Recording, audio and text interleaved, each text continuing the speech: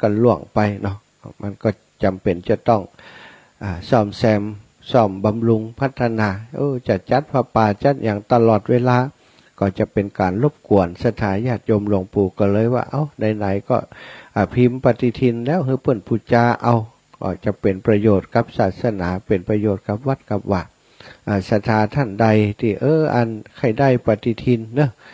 ก็วันที่11ถ้าไผ่มาวันที่11นี่สบายใจเลยนะวันที่11เดือนเนี้ยวันที่11เดือนเนี้ยที่วัดมณฑาวัดเหล่ามณฑาอาตมาก็จะเอาปฏิทินของหลวงปู่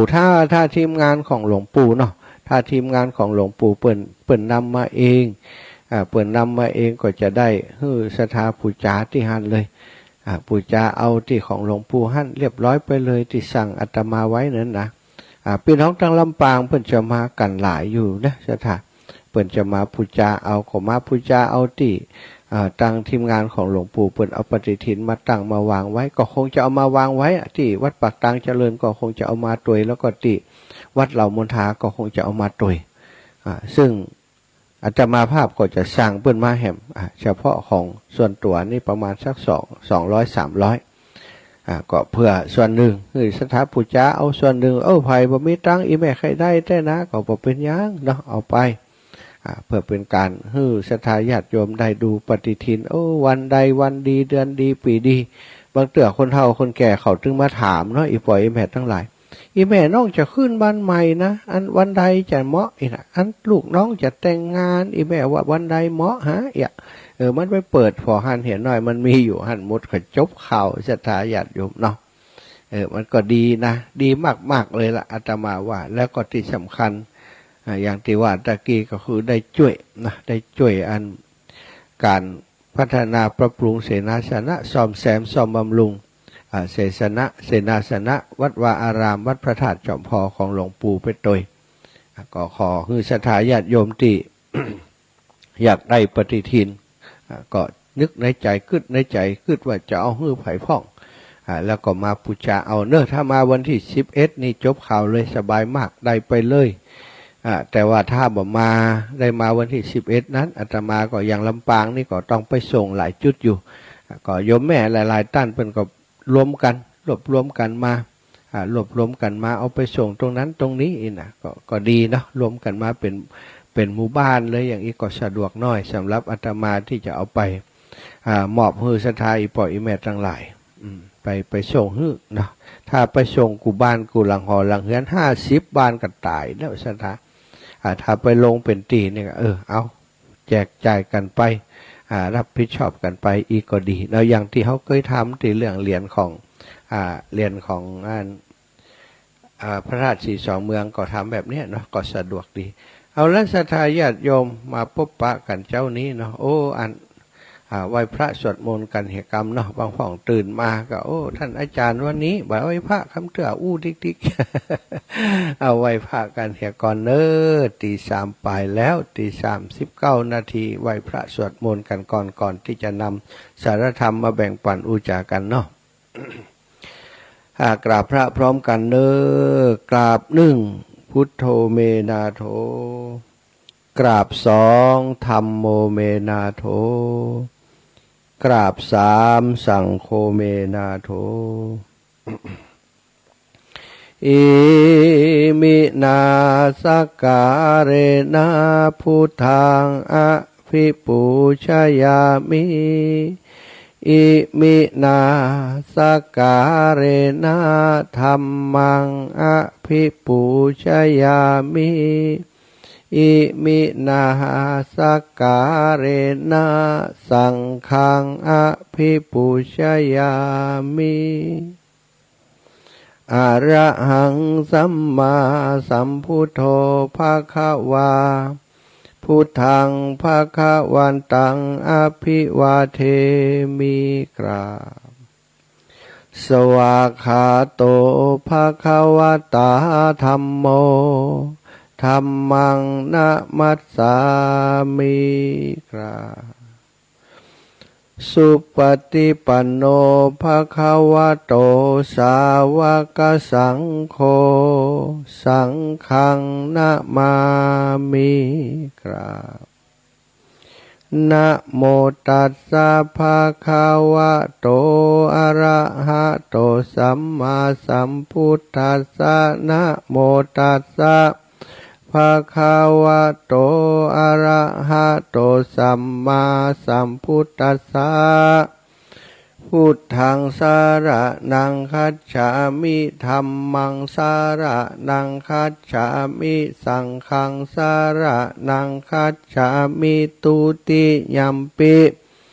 พุทธังสารนังคัจฉามิตุติยัมปิธัมมังสารนังคัจฉามิตุติยัมปิ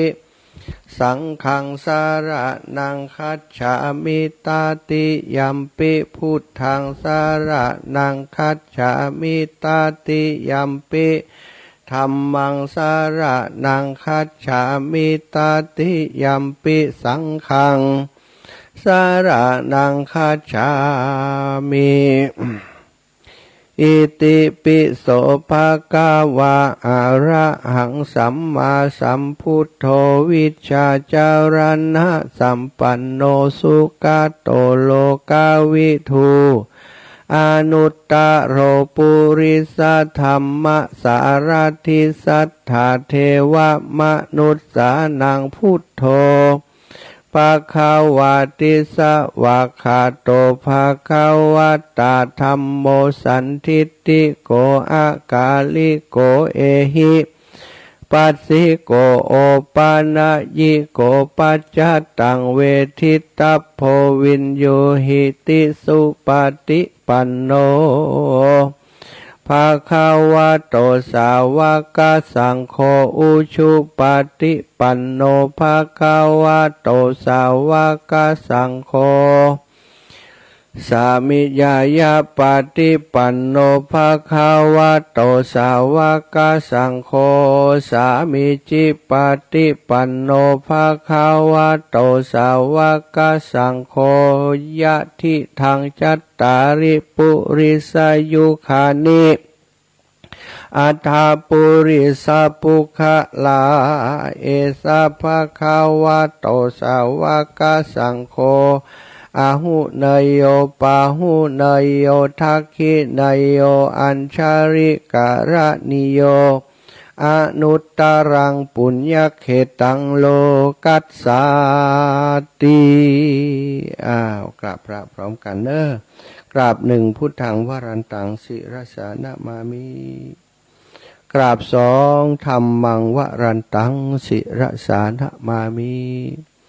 กราบสามสังฆังวรันตังศิรสานะมามิเอาแล้วศรัทธาญาติโยมไหว้พระอันเป็นสรณะที่พึ่งพระรัตนตรัยแก่เจ้าทั้งหลายต้อมจิตต้อมใจตั้งจิตให้พร้อมน้อมใจให้พร้อมในการที่จะรับฟังพระธรรมเทศนาเนาะในเจ้าวันนี้ศรัทธาญาติโยมเป็นการจัดรายการสดเนอะออกอากาศจากวัดฝ่ายหินผ่านตั้งเครือข่ายคลื่นสีขาวขอบคุณตั้งสถานีวิทยุทุกสถานี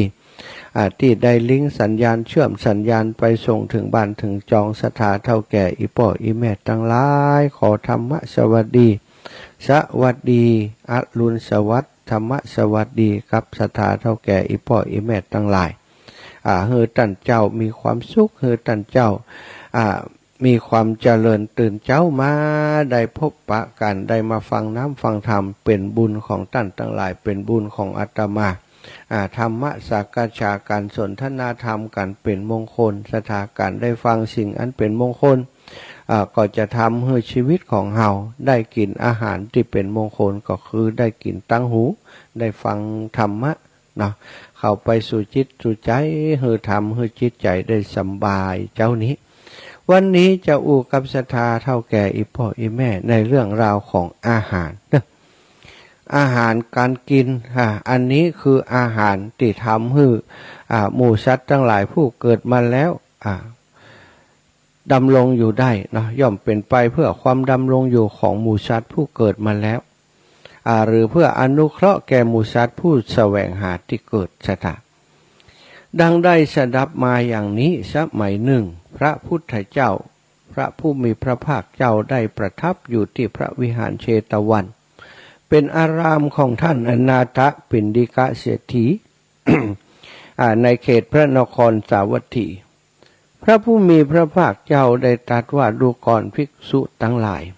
อาหารสี่อย่างนี้ย่อมเกิดย่อมเป็นเพื่อความดำรงอยู่ของหมู่สัตว์ผู้เกิดมาแล้ว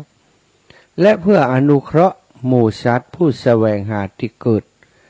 อาหารสี่อย่างเป็นจะใดคือหนึ่งกวลิงกาลาหารหยาบหรือละเอียดสองพัสสาหารสามมโนสัญเจตนาหารสี่วิญญาณาหารอาหารสี่อย่างนี้แลย่อมเป็นไปเพื่อความดำรงอยู่ของหมู่สัตว์ผู้เกิดมาแล้วหรือเพื่ออนุเคราะห์แก่หมู่สัตว์ผู้แสวงหาที่เกิด ภิกษุทั้งหลายก็อาหารสี่อย่างนี้มีอาอย่างเป็นเหตุมีอาอย่างเป็นที่ตั้งมีอาอย่างเป็นที่กำเนิดมีอาอย่างเป็นแดนเกิดนี่ชะตาพระองค์จะตัดละเอียดในเรื่องของอาหารมีอาอย่างเป็นเหตุมีอาอย่างเป็นที่ตั้งมีที่กำเนิดอาอย่างเป็นแดนเกิดอาหารสี่อย่างเหล่านี้มีตัณหาชะตามีตัณหาเป็นเหตุมีตัณหาเป็นที่ตั้งมีตัณหาเป็นที่กำเนิดมีตัณหาเป็นแดนเกิดมีก็ตัณหานี้มีอะอย่างเป็นเหตุเห็นไหมนะชะตามันไล่ไปอย่างอีนะถ้าพุทธดำรัสของพระองค์จะตัดไปตามขั้นตอนอาหารสี่อย่างนี้มีตัณหาเป็นเหตุเกิดแล้วตัณหานี้มีอะอย่างเป็นเหตุมีอะอย่างเป็นที่ตั้งมีอะอย่างเป็นที่กำเนิดและมีอะอย่างเป็นแดนเกิดแห่งตัณหาตัณหานี้ก็มีเวทนามีเวทนาเป็นเหตุมีเวทนาเป็นที่ตั้งมีเวทนาเป็นที่กำเนิดและมีเป็นเวทนาเป็นแดนเกิดแล้วก็เวทนานี้หรอมีอะอย่างเป็นเหตุเวทนานี้มีอะอย่างเป็นที่ตั้งขึ้นมีที่กำเนิดและมีอะอย่างเป็นแดนเกิดพระองค์ก็ตรัสต่อไปว่าเวทนามีผัสสะเป็นเหตุมีผัสสะเป็นที่ตั้งมีผัสสะเป็นที่เกิดมีผัสสะเป็นที่กำเนิดเป็นแดนเกิดแล้วผัสสะผัสสะนี้มีอะอย่างเป็นเหตุมีอะอย่างเป็นที่ตั้งขึ้นมีอะอย่างเป็นที่กำเนิดและมีอะอย่างเป็นแดนเกิดผัสสะนี้มีสลายตนะเป็นเหตุมีสลายตนะเป็นที่ตั้งมีสลายตนะเป็นที่กำเนิดมีสลายตนะเป็นแดนเกิดมีสลายตนะนี้ก็สลายตนะนี้ก็คืออายตนะทั้งหกนะจ๊ะท่านอินทรีย์หกนั่นแหละสลายตนะอายตนะภายในก็คือตาหูจมูกลิ้นกายแล้วก็ใจลิ้นกายใจนะสัพพะเรียกว่าสลายตนะหกนะ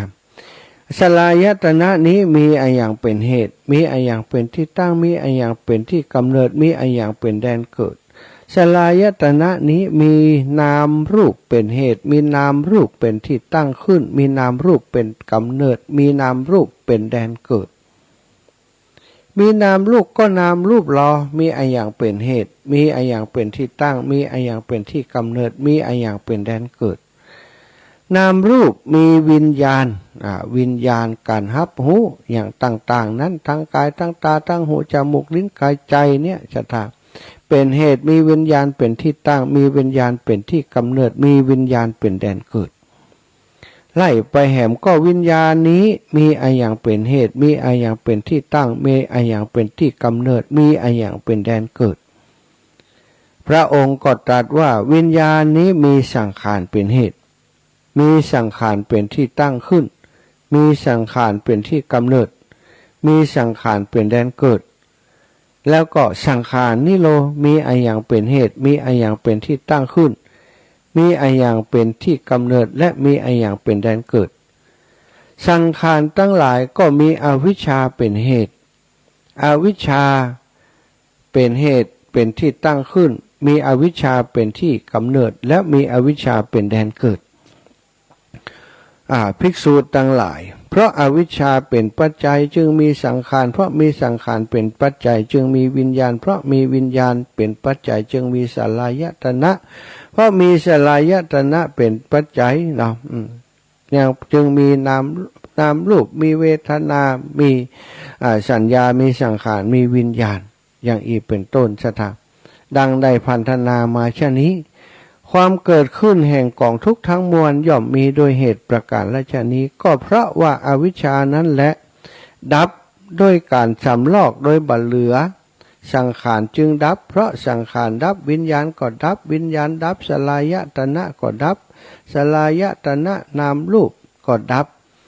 นามรูปดับเวทนาก็ดับเวทนาดับภาษาก็ดับ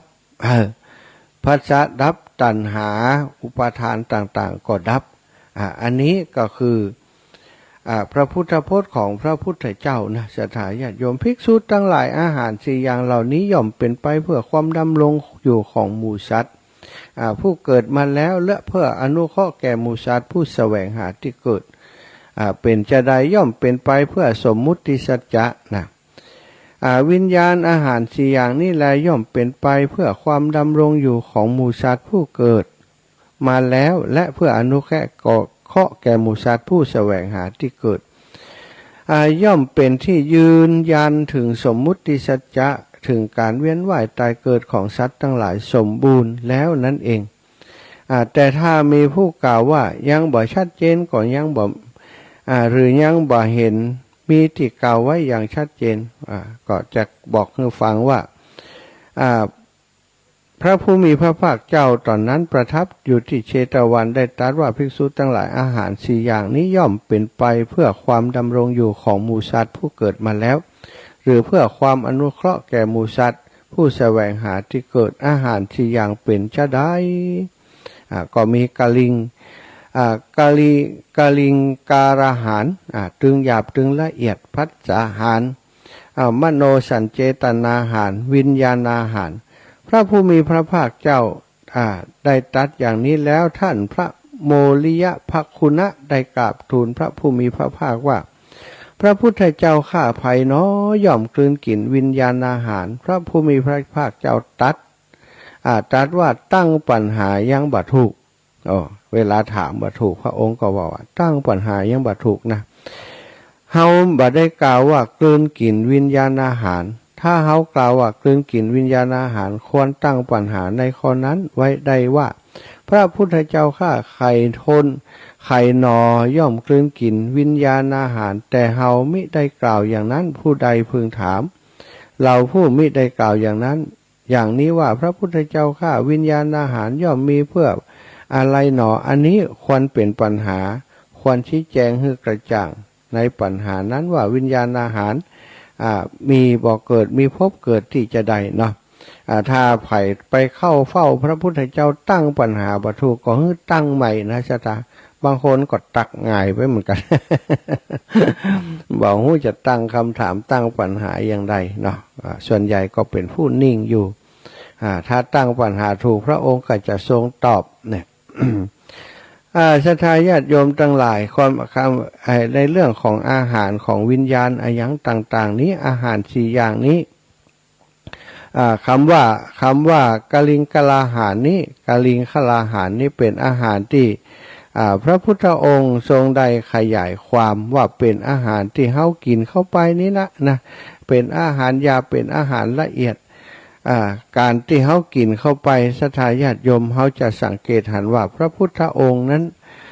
ได้ทรงบอกให้ภิกษุทั้งหลายบอกให้มีความยินดีในการกินว่าให้มีความยินดีมีความเพลิดเพลินในการกินในการบริโภคอาหารเพราะว่าสิ่งเหล่านี้มันจะทำให้เฮาติดข้องในรสชาติของอาหารอาหารกาลิงกาลาหารนี่กาลิงการาหารนี่คืออาหารคือคำเข้าได้แก่อาหารสามัญที่คืนกินดูดซึมเข้าไปหล่อเลี้ยงร่างกายเมื่อเฮากำหนดหูกว่าลิงกาลาหารได้แล้วก็เป็นอันกำหนดหู ความอยากหรือว่าราคะที่มันเกิดขึ้นกับเฮากามคุณที่มันเกิดขึ้นกับเฮาทั้งหลายถ้าเฮาอร่อยเนาะมันก็จะเป็นเหยื่อของมารเหยื่อของ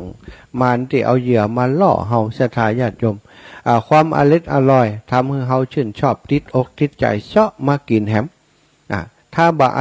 ร่อยถ้าบ่อร่อยก็บ่กินปฏิเสธออกไป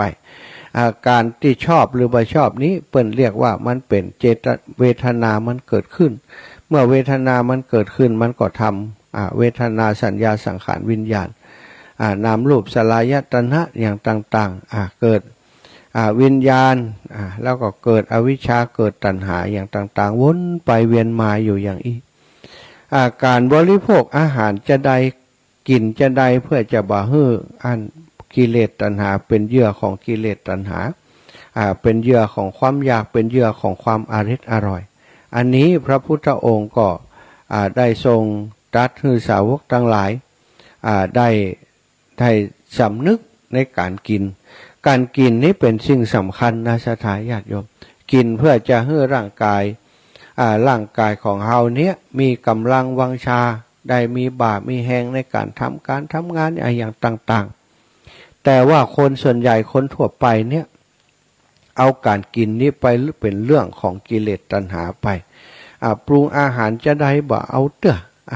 อาหารที่ทำนั้นความจริงกินล้ำคอไปแล้วก็จบข่าวต่ออันมันมีรสชาติติดลิ้นนิดหน่อยเดียวศรัทธาญาติโยมล้ำบ่ล้ำเผ็ดจังอย่างต่างๆอยู่ที่ในไมลิ้นนี่บางคนเป็นเหยื่อของลิ้นเป็นเหยื่อของรสชาติกินอาหารเข้าไปอาหารชนิดนี้จะต้องแบบนี้จะต้องรสชาติแบบนี้ต้องล้ำอย่างอันอย่างอีนี่ศรัทธาญาติโยมทั้งหลาย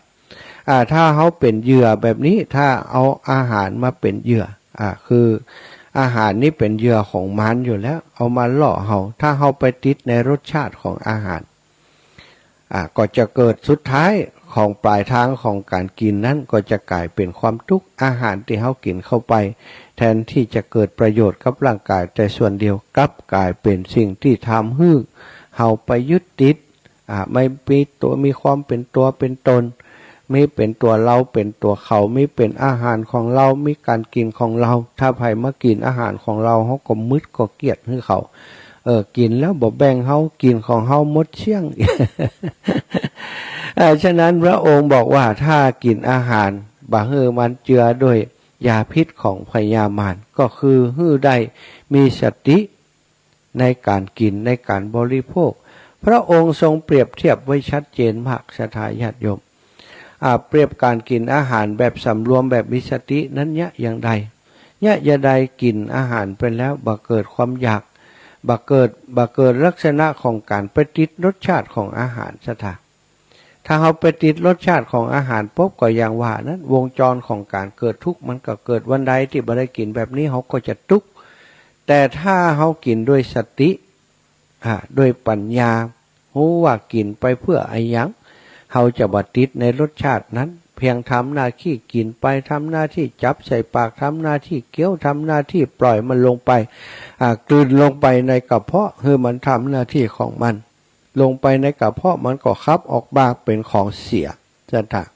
เป็นอุจจาระในที่สุด พระองค์ทรงบอกว่าวิธีการก็มีอยู่ก็คือให้ระลึกว่าเปรียบเสมือนว่าสามีภรรยาเกิดประสบปัญหาทุกพิกภัยได้เดินทางจากบ้านจากจองของตัวเก่าพัดบ้านพัดเมืองพัดถิ่นหนีโรคระบาดนี้ต่างคนต่างหนีศรัทธาญาติโยมอย่างที่โรคโควิด-19 นี่ค่ะมันระบาดบ่ฮู้จะไปลบไปซ่อนอยู่ที่ไหนอยู่ในสังคมถ้าเป็นสมัยก่อนเพิ่นก็หนีสมมติว่าโรคมันมาตั้งในเมืองเชียงใหม่นี้หนีไปทางใดหนีไปทางแม่ฮ่องสอนหนีไปทางที่อื่นทางเชียงรายแล้วแต่จะไปทางใดหนีไปอันนี้เกิดโรคระบาดในบ้านในเมืองนั้นสองสามีภรรยาก็พาหอบลูกไปหอบลูกหอบเต้าหนีออกจากบ้านเมืองของตัวเก่าออกไประหว่างทางเดินนั้นมันเป็นทางเดินกันดารพันป่าพันเขาสุดท้ายแล้วก็ไปพบใส่ทะเลทราย ประตูสาเลสายเวิ้งว้างไปหมดสถาจะย้อนกลับมาตั้งหลังก็กลัวว่าโรคระบาดจะไล่ตันมาถึงมาทำลายตัวเก่าและครอบครัวก็คิดว่าไปตั้งหน้าดีกว่าเว้ยไปตั้งหน้าดีกว่าเป็นทะเลทรายเขาก็ก่อยเดินไปมันฮ้อนเขาก็พักเนี่ยก็เดินไประหว่างเดินไปในทะเลทรายนั้นสถาข้าวน้ำโภชนาอาหารที่เตรียมไปมันหมดพอน้ำหมดข้าวหมดสถาญาติโยมมันฮ้อนเนาะอากาศก็ฮ้อนแล้วลูกที่เอาไปตุยนั้นก็ขาดน้ำพอขาดน้ำขาดข้าวขาดน้ำร่างกายของละอ่อนมันต้านทานบ่ได้สถาสุดท้ายก็ได้ตายไปในอ้อมกอดของพ่อของแม่พ่อแม่ก็ให้ร้องไห้คำควรปริเวทนาซากศพลูกนั้นโดยไปเดินไปก็ซากศพลูกไปปรากฏว่าเดินไปตัวเก่าสองคนผัวเมียก็หิวตาลายแล้วสถาบ่มีอย่างกินมาหลายวัน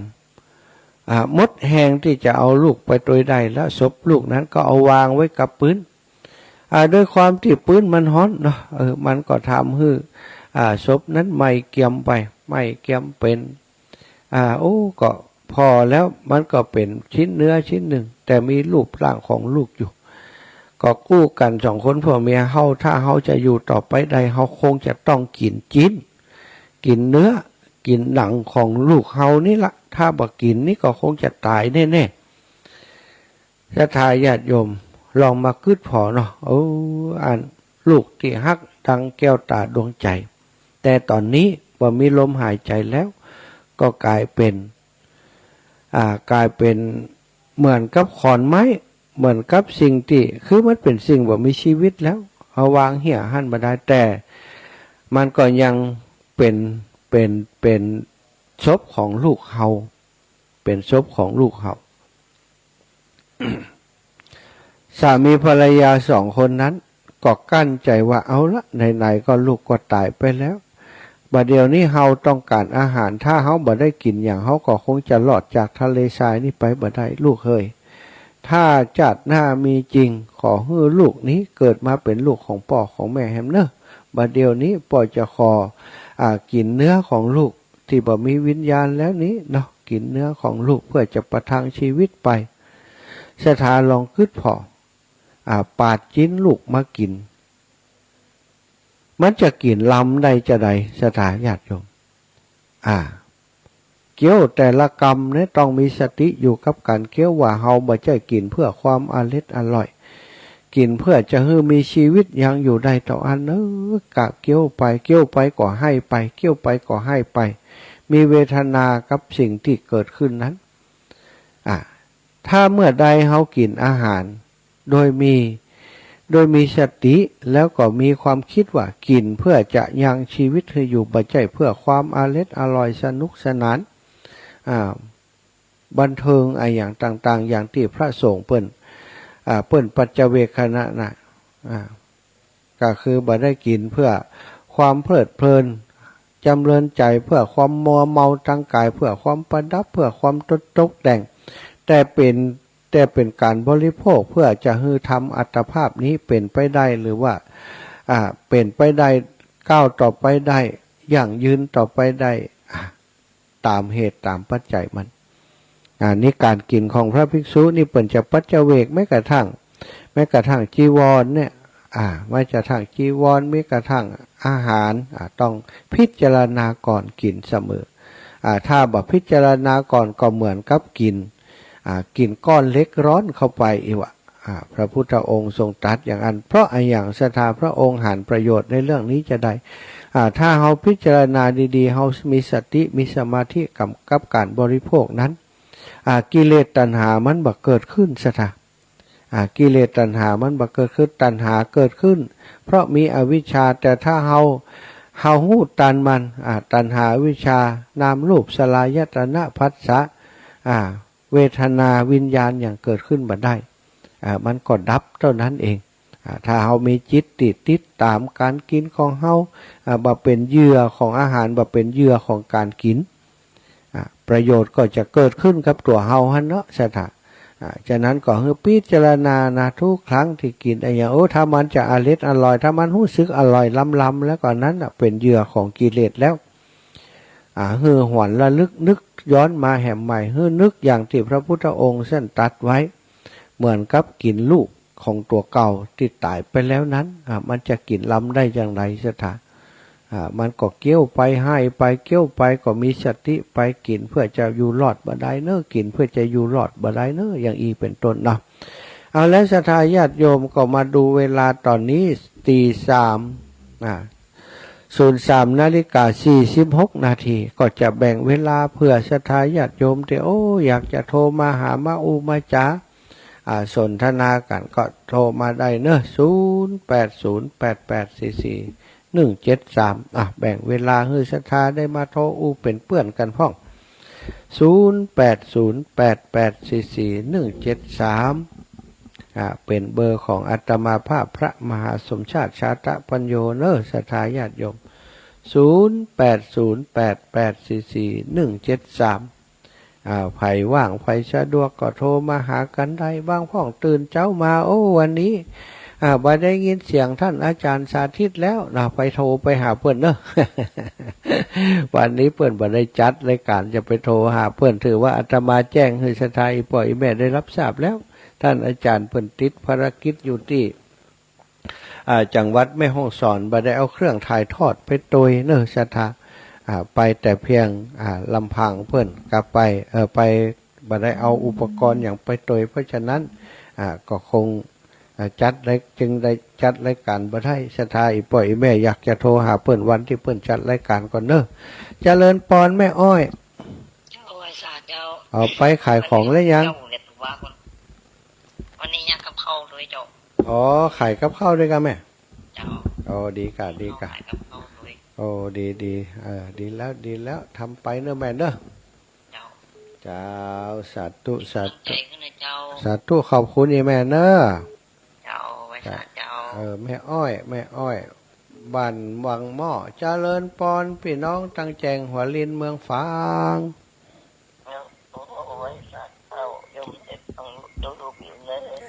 ฟังอยู่เนอะรับอยู่เด้อฟังโดยรับตัวเนอะเจ้าอยู่ฝั่งตื่นจ้ะนอนอยู่ก่อนเด้อสาธุฟังไปนอนไปฟังไปเนาะ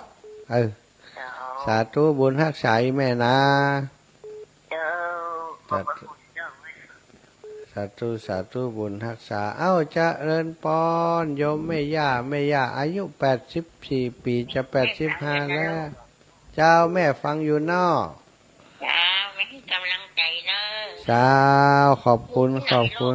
วันนี้อยู่วัดฝ่ายหินนะแม่เนอะเดี๋ยวก็ค่อยฝ่ายก็จะเดินทางไปอันดอยหล่อละไปวัดเหล่ามณฑาแล้วแม่ไม่ได้อยู่ได้ย่างเหรอเจ้าไปให้สาธุให้ดีนะลูกเนเจ้าแม่เจ้าสาธุแต่ไม่ให้กำลังใจอยู่นะลูกเนสาธุโยมแม่จากดอยสะเก็ดเจริญพรแม่สายทองบ้านห้องละปูนเจ้าตื่นมาตี 3ก็ได้ยินแล้วนะเจ้าเนี่ยค่ะวันนี้พ่ออีแม่นั่นนะเจ้าแทนท่านอาจารย์สาธิตอีแม่อีแม่ไม่อย่างมาปั่นมาฝากศรัทธาญาติโยมมีเวลามากกว่าเจ้ามีเวลาสักหน่อยก็ได้ได้อยากนะเจ้าเพิ่นว่าผู้มีสติปัญญาในการกินอยู่ได้เรียนรู้ภาวนากินเพื่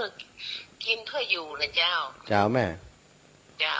รู้กายรู้ใจกินไปกำเนิดรู้ตามดูใจอยากทั้งลิ้นทั้งปากในรกระยาดินน้ำไฟลมผสมกันขึ้นมามีรสโอชาหลอกตาหลอกใจเคี้ยวไปใจรู้ตามดูให้ทันเป็นเพื่อธาตุขันธ์สวดมนต์ภาวนากินเพื่อกิเลสเป็นเปรตทันตากินตามตัณหาตกนรกทั้งเป็นเคี้ยวหนอรู้หนอเห็นหนอพอใจกินไปตามรู้จิตจับขยับรู้ตามดูให้ทันรสดีรสมันรสเปรี้ยวรสหวานตั้งอยู่ไม่นานเสื่อมสลายหายไปจิตอกจิตใจเกิดชอบเกิดชังนั้นลูกทุกขังอนิจจังเป็นไปกำเนิดดูให้ดีในรสตัณหากินเพื่อกินที่กันจนบ้าสิ้นเปลืองเวลา แสวงหาของกินไม่จบไม่สิ้นทุกวี่ทุกวันอาหารมื้อนี้เป็นมื้อมหัศจรรย์กินกันเพื่ออยู่เรียนรู้ภาวนาไม่อยู่เพื่อกินจำลิ้นตัณหากินเพื่อปัญญามรรคผลนิพพานอาหารมื้อนี้เป็นมื้อมหัศจรรย์กินกันเพื่ออยู่เรียนรู้ภาวนาไม่อยู่เพื่อกินจำลิ้นตัณหากินเพื่อปัญญามรรคผลนิพพานเจ้าตุโอ้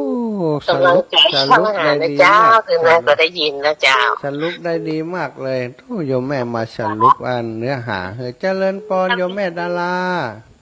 แล้วมาจากการเจ้ามันนี่เป็นละหนองเฟกเนอะ เจ้าแม่ ท่านอาจารย์เขาติดกับม่วนแล้วเขากินจริงกินเนื้อลูกเลยอ๋อตุกอัน นะ เพื่อติดกับเก่าเนาะอ๋อ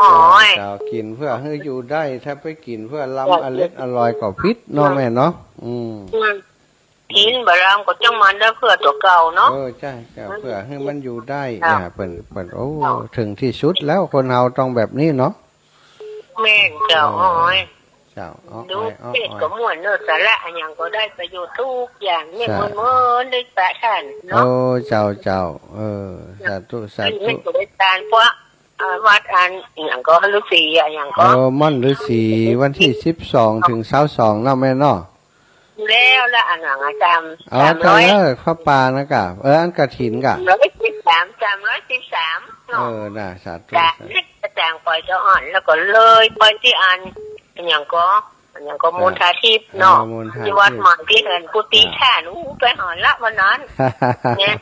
ได้แถวอาจารย์อาจารย์ดาราแม่ดาราแล้วก็พี่สิวันได้500 บาทแล้วพวกเราไปหน่อยก็มาหูเอาก็ได้จะไปท่านละ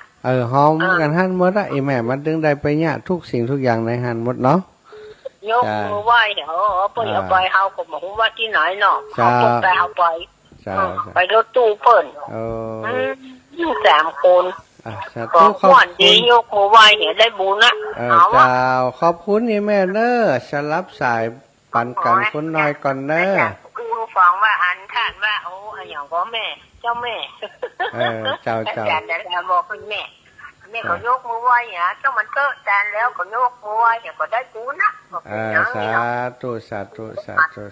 แล้วมันได้ไปเดินทางไปที่ไหนแท้เพราะตัวคนเดียวถ้าเปิ้นไปตัวเฮาเปิ้นไปเฮาก็ไปได้อยู่เจ้าเดี๋ยวนี้แม่ก็ดีใจที่ได้ฟังน้ำฟังธรรมของคุณท่านเขา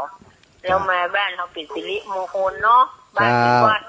เจ้าสาธุเนอะแม่เนอะเปลี่ยนปันกันคนน้อยก่อนเนาะกับแม่อุ้ยอินแม่สาบเสมิงเจริญปอนแม่อุ้ยที่ถึงแม่สาบเสมิงขึ้นเดินหาเหมือนกันไม่ขาดเจ้าสาธุบอกเพื่อนที่สถานีอันนั้นเนี่ยดันดินผิดล้านนาดอกบอกให้เปิดแปลงมาชาติรับไม่โอ้ยมาได้ยินเนาะได้ยินน้อยเดียวเดี๋ยวไปต่อเสาให้เปิดกำก่อนได้ยินแต่ละไม่โอ้ยเดียวหูฟังนี่โอ้ได้ยินน้อยนายพูดมาเดี๋ยวนี้นะเอ็นดูตะสาธุเดี๋ยวแจ้งให้เปิดสับเนาะแม่น้อสาธุกูจะต้องลงยองได้ยินจับสับหมดเดียวได้ยินนะโอ้เจ้าบางวันก็บ่ค่อยได้ยินดีล่ะสาธุนะแม่เนอะเจ้าไว้สับเป็นกำลังใจนะคิดถึงนะเจ้าสาธุเจริญพรแม่สุดแก้วศิลพรจิตเตี้ยมาแม่สุดแก้วศิลพรจิตเตี้ยมันห้องหลับปูนนะเจ้าแม่ตื่นขึ้นมาก็ได้ยินเสียงน้ำเสียงธรรมได้ไหว้พระตัวท่านพระมหาอยู่เด้อเจ้าขอบคุณอีแม่เป็นกำลังใจตื่นขึ้นมาก็ได้ยินเสียงน้ำเสียงธรรมมีความสุขอกสุขใจเด้อเจ้าโอ้ท่านพระมหาเจ้าดูแลสุขภาพเลยเด้อเสียงเขาเปลี่ยนไปแล้วนะนั่นมันตื่นเจ้าเสียงบ่ได้วอร์มเนาะสาธุเนอะแม่เนอะเรานะดูแลสุขภาพไปเด้อสุขภาพสมบูรณ์แข็งแรงเด้อเจ้า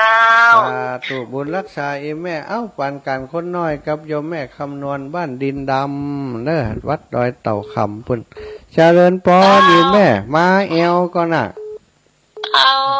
แหม่มได้ยินเสียงเหมือนแต่เหมือนหวา วันที่11มาแอวเนอตะวันตะหวาก็จัดอีแม่บ่ฟังกะเจ้าอ่ะไปได้ฟังอย่างเดียวแหม่มได้ฟังแม่อยู่อีสานเพ่ โอ้ไปอย่างพูดนะ มาแอวฮะลูกเจ้า โอ้อันอีแม่มันมีอันนี้รู้มันมีลิงก์สัญญาณนี่เราลิงก์อันของอันเนี่ยถ้ามีโทรศัพท์อีแม่เล่นโทรศัพท์มันจังไงมา แม่มาขจัง สอหาตนได้องค์ได้กับเคยปะนี่ได้ แล้วแต่มันจะลำไปอันน่ะแล้วก็อีแม่อยู่กี่วันไปอยู่เพจนะทรมานคณะทรมานได้ฟังครูบาอาจารย์เดี๋ยวถ้าอีน้องเขาอันนี้ก็อันคือสมัครไลน์ของเขามาเอาเบอร์โทรของเขาเนี่ยแอดไลน์แล้วก็เขาจะส่งลิงก์ไปให้อีแม่จะได้ฟังกันเจ้าอันนี้สมัครไลน์อาจารย์ก็แล้วเปิ่นบอกเปิ่นจะส่งอันนั้นมาให้แม่จะได้ฟังวิทยุของอีกอะเจ้าได้บอกของเขาเนี่ยเนาะตักมาจิมว่าลูกแม่คำนวณนี่นะถ้าบอกลูกแม่คำนวณเขาก็มั่วเจ้าสัตว์ตู้นะแม่เนอบุญรักษาจะอยู่กี่วันกี่เดือนกำโหกำแจนินบัวไปเดือนปุ่นโหนี่สัตว์ตู้อันก็ได้ปะกันที่บ้านเฮาเนาะเจ้าแล้วก็ไม่สาเจ้าสัตว์เจริญปอนโยมแม่พวงพกาจากอุโมงค์สายสุดท้ายอีแม่ว่ายังได้ไม่สาเจ้าทำหาแม่ฟังอยู่เด้อสบายดีเนาะแม่เนาะเจ้าแล้วท่านรอสบายดีวันนี้มานอนวัดฝ่ายหินกันวัดฝ่ายหินอีแม่คักการขวายนี่ก็จะเข้าไปอันดอยหล่อละเจ้ามาเยี่ยมพวกกำนันแล้วก็ลวดนอนเพศตะคืนละอ่อนเขาอันอยากจะปะป่อเพิ่นก็ก็ไปเป็นป่อให้ลูกแฮ2 ชั่วโมงโมทนาเด้อท่านสาธุแม่สาธุเจ้าสดมานี่แหมสายคอสายสุดท้ายแต่โยมแม่บัวคำเทพศิรินอกจากนั้นมาชั่วโมงที่2เด้อเจริญปอนแม่เจ้าเจริญปอนโยมแม่บัวคำเจ้าฮับแล้วกูเลยฟังเจ้านะลูกกูกดมาพูดเสียล่ะกดบทติดบ่กดเจ้ารอพอมาเที่ยวที่งานแม่จะบอกว่าวันที่11เจ้าแม่เขาพบใจลูกใส่แม่กินเนอหอมเตียนเปิดยกฐานทุกทีเจ้าเดี๋ยวจะหอม100เจ้าแม่บัวคำหอมงานวัดอันแม่บัวร้อยหัน100เรามณฑาเนาะที่เปิดยกพระเจ้าเนาะเจ้านะลูกเจ้าได้แม่ได้เจ้าแม่จะให้ส่วนตัวลูกแข่งคนละ100นะลูกเจ้าสาธุถวายส่วนตัว100นะหอมบุญรักษานะลูกสาธุอีแม่สาธุบุญรักษาเหมือนกันแม่คิดถึงเจ้าขอบคุณอีแม่เด้อจ้าสาธุเอาละศรัทธาญาติโยมจะพักเบรกสักกรรมก่อนเนอะก็เดี๋ยวก็จะได้ศรัทธาญาติโยมฟังเพลงสักกรรมแล้วอาตมาก็จะขอพักผ่อนดื่มน้ำดื่มท่าสักกรรมไม่งามช่างเขาแต่เจ้าก็คือดอกบัวด้วยความสัตย์ซื่อยึดถือความดีเป็นหลักใครรักไม่รักก็ไม่จงปลักมองมัวเมื่อโผล่พ้นน้ำก็เห็นความงามในตัวไม่ยึดติดในตมชั่วขอ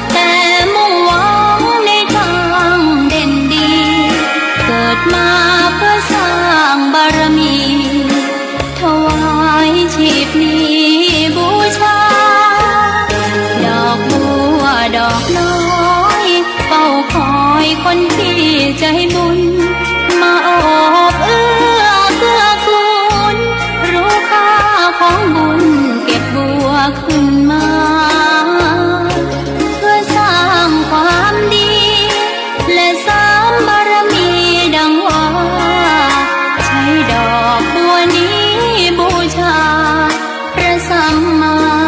สัมพุทธพระองค์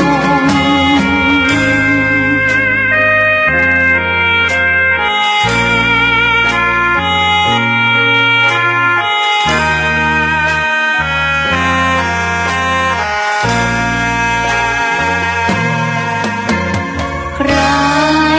ไม่มองว่าบัวงามเด่นแต่บัวก็เป็นดอกบัวทุกวันอย่างนี้ไม่อยากเด่นดังแต่มุ่งหวังในทางเด่นดีเกิดมาเพื่อสร้างบารมีถวายชีพนี้บูชาดอกบัวดอกน้อยเฝ้าคอยคนที่ใจบุญมาโอบเอื้อเกื้อกูลรู้ค่าของบุญเก็บบัวขึ้นมาเพื่อสร้างความดีและเสริมบารมีดังว่าใช้ดอกบัวนี้บูชาพระสัมมาสัมพุทธพระองค์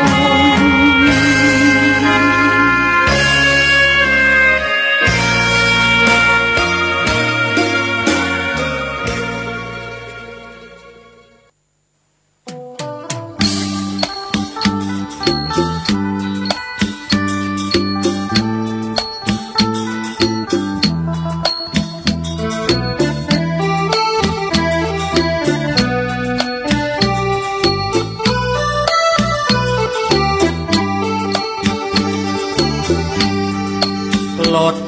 คันหนึ่งนี่หรือคือปรางมาศแม้เถื่อขาดเปรียบที่นอนอันอ่อนนุ่มมี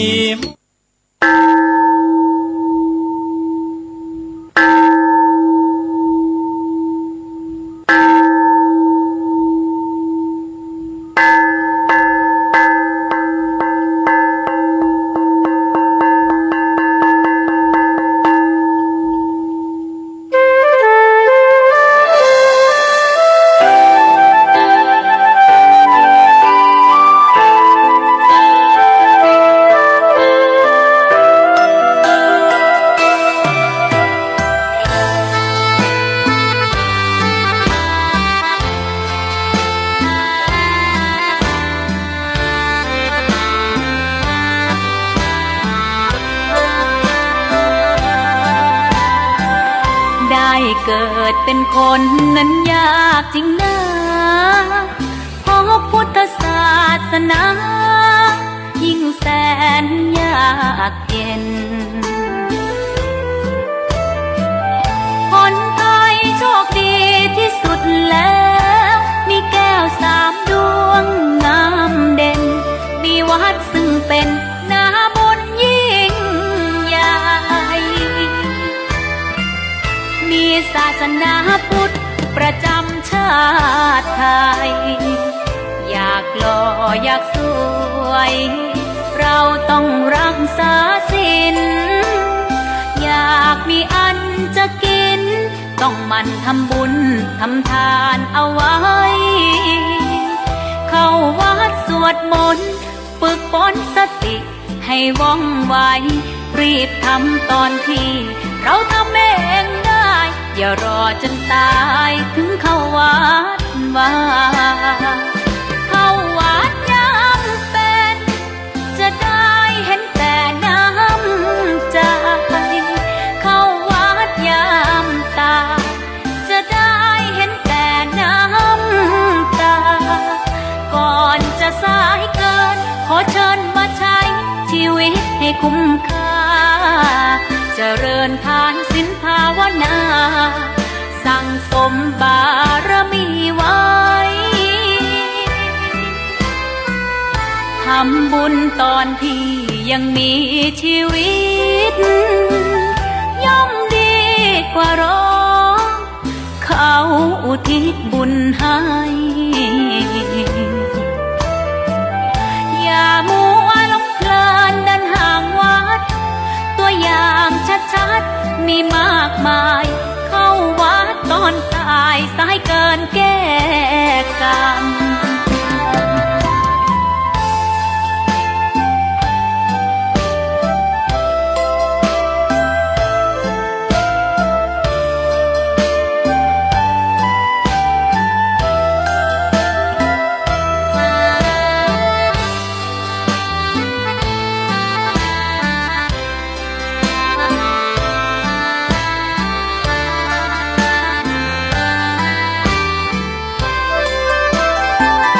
เข้าวัดยามเป็นจะได้เห็นแต่น้ำใจ เข้าวัดยามตายจะได้เห็นแต่น้ำตา ก่อนจะสายเกินขอเชิญมาใช้ชีวิตให้คุ้มค่า เจริญทานศีลภาวนา สั่งสมบารมีไว้ ทำบุญตอนที่ยังมีชีวิต ย่อมดีกว่ารอเขาอุทิศบุญให้ อย่ามัวหลงเพลินเดินห่างวัด ตัวอย่างชัดๆมีมากมาย เข้าวัดตอนตายสายเกินแก้กรรม เข้าวัดยามเป็นผลบุญหนุนนำ เข้าวัดยามเป็นจะได้เห็นแต่น้ำใจ เข้าวัดยามตายจะได้เห็นแต่น้ำตา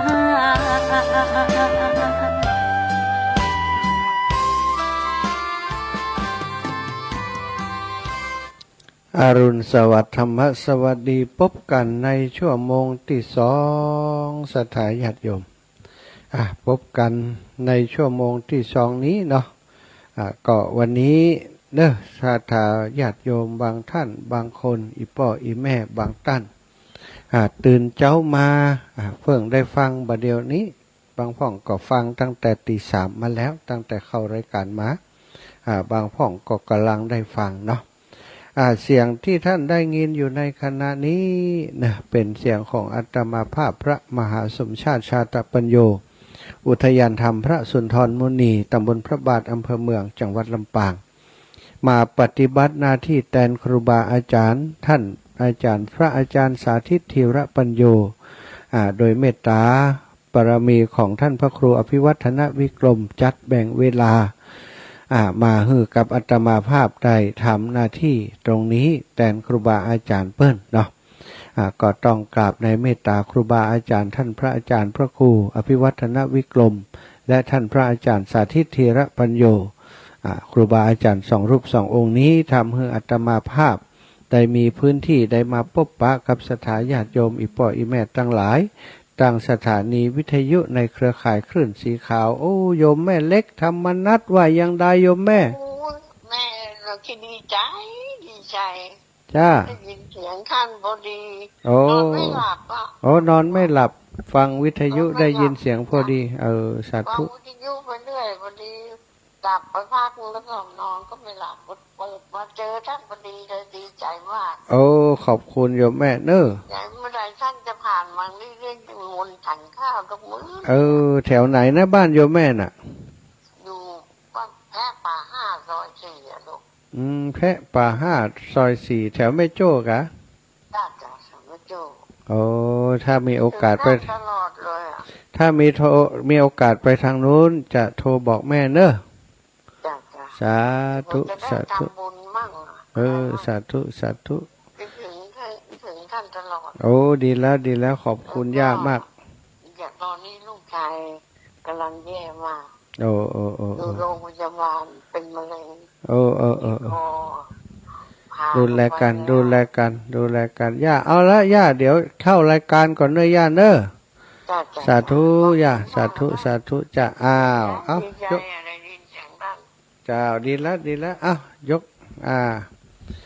เข้ารายการก่อนเนาะสถาญาติโยมทั้งหลาย ก็มาแทนครูบาอาจารย์เนอะกูเตื้อศรัทธาญาติโยมก็จะฟังจากท่านอาจารย์สาธิตทุกวันอังคารเนาะอาตมาก็ติดตามโดยศรัทธาญาติโยมเหมือนกันเพื่อนจะนำสารธรรมต่างๆมาแบ่งปันกับศรัทธาญาติโยมศรัทธาญาติโยมที่กำลังโทรมารอสักกรรมเนอะเอาเป็นเวลาตี 4:45เดี๋ยวก็โทรมาแห่มใหม่ตอนนี้ขออนุญาตว่ายังบ่ฮับสายเตี้ยเนอะฟังโทรมาเตี้ยฟังโทรมาเตี้ยใจเย็นๆมีเวลาพบปะกันแห่มเป็นชั่วโมงพุ่นนะเดี๋ยวท้ายๆก็อย่างตะกี้นั่นจะแบ่งเวลาให้แม่โทรมาตอนนี้บ่ฮับเตื้อถ้าฮับเดี๋ยวก็คนนั้นโทรมาคนนี้โทรมาเอาไปเอามาบ่ได้อูกันดีชักกรรม ตื่นมาเจ้าเนาะฝ่าฟันความหนาวขึ้นมาจัดรายการให้ศรัทธาอีพ่ออีแม่ได้รับฟังเด้อก็ดีใจในส่วนตัวของอาตมาภาพเองนั้นก็ทำหน้าที่รับใจครูบาอาจารย์อยู่ตรงนี้ครูบาอาจารย์รูปใดบางเตือเปิ่นบ่พร้อมเปิ่นบ่สะดวกจัดรายการถ้าอาตมาบัติดภารกิจภารอิจยังครูบาอาจารย์เปิ้นแจ้งมาก็จะทำหน้าที่แทนเปิ้นเนาะการทำหน้าที่แทนรายการอาจจะเปลี่ยนไปอาจจะมาจัดอย่างที่ครูบาอาจารย์เปิ้นจัดนั้นก็ข้อมูลของไผ่ของมันศรัทธาญาติโยมการเรียนรู้ของไผ่ของมันเนาะอย่างท่านอาจารย์สาธิตนี้เปิ้นก็จะมีเรื่องราวของวิชาการต่างๆมาแบ่งปันเป็นธรรมะบรรณาการกับศรัทธาญาติโยมบางครั้งบางทีก็เอามาจากนวโกวาทเลยหนังสือนักธรรมชั้นตรีเลยเนาะเพื่อจะให้ศรัทธาญาติโยมได้ซึมซับหลักธรรมแท้ๆของพระพุทธเจ้านะบางพ่องก็ถนัดในเรื่องของการบรรยายมีหัวข้อธรรมก็บรรยายกันไปนะแต่ละรูปละองค์ก็บ่เหมือนกันบางรูปบางองค์ก็เปิ่นมีนิทานมีอะไรอย่างมาประกอบก็ฟังแล้วก็เพลินศรัทธาญาติโยมทั้งหลายก็เป็นสิ่งที่ดีเนาะมีหลากหลายรูปแบบของอาตมาภาพก็บ่จำกัดรูปแบบ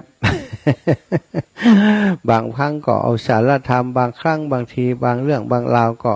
นำมาจากเหตุการณ์ปัจจุบันมาแบ่งปันมาเป็นข้อคิดสะกิดใจกับศรัทธาญาติโยมก่อนที่อาตมาจะนำสารธรรมมาแบ่งปันกับศรัทธาอีพ่ออีแม่ก็ขอฝากประชาสัมพันธ์งานของครูบาอาจารย์เฮียก่อนเนอะวันที่11นี้นะขอเชิญร่วมทำบุญประเพณีส่งน้ำพระเจ้าทันใจ